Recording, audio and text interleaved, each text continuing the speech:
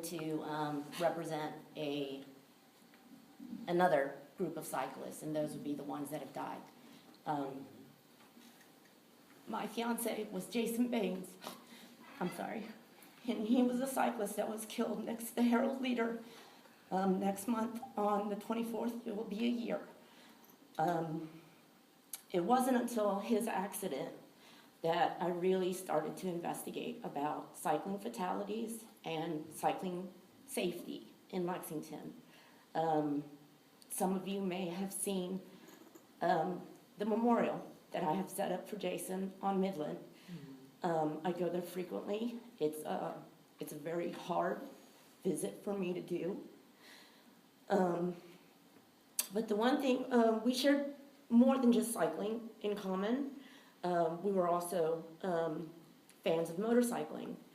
And the one observation that I've made through the years of doing both is my philosophy was always that the most dangerous motorists to both cyclists, anybody that is on less than 4 wheels, are motorists that would never themselves or don't cycle themselves recreationally or for transportation, the elderly who already have difficulties with being motorists as well, not all of them, and the very young, especially those within the age bracket of beginning drivers and those in their younger 20s. We're just in a different generation, and more drivers are distracted, not by other motorists or pedestrians, but by their cell phones. And I think that there should be an emphasis on education. A lot of adults at this point, they have children and they endorse them riding their bicycles, but they teach their children that it's only safe to ride within cul-de-sacs and on sidewalks. They need to start teaching their children early on the right message and exactly how they need to be as cyclists if they continue to do it. Jason unfortunately shared the same statistic with 2 other cyclists in town. I find it very unfortunate that Mr. Kerr, Mr. Crawford, and my Jason shared very similar circumstances in their deaths. They were all avid cyclists. They were all using their cycles as a means of transportation, and they were all struck during rush hour.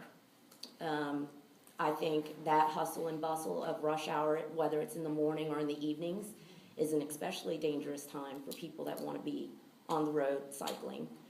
I would hope that even the memorial that I've set up would help to make some motorists more aware of the dangers that cyclists face.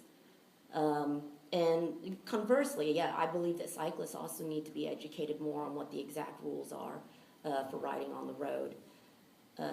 But I'm hoping that in trying to keep Jason's legacy continuing, that we need to send out more of a message and more education, whether it's public announcements, billboards. I think that it would be nice to utilize television as as a way to just give out just a brief message saying, hey, there are more and more cyclists, and we need to acknowledge them as motorists on the road as well. Thank you.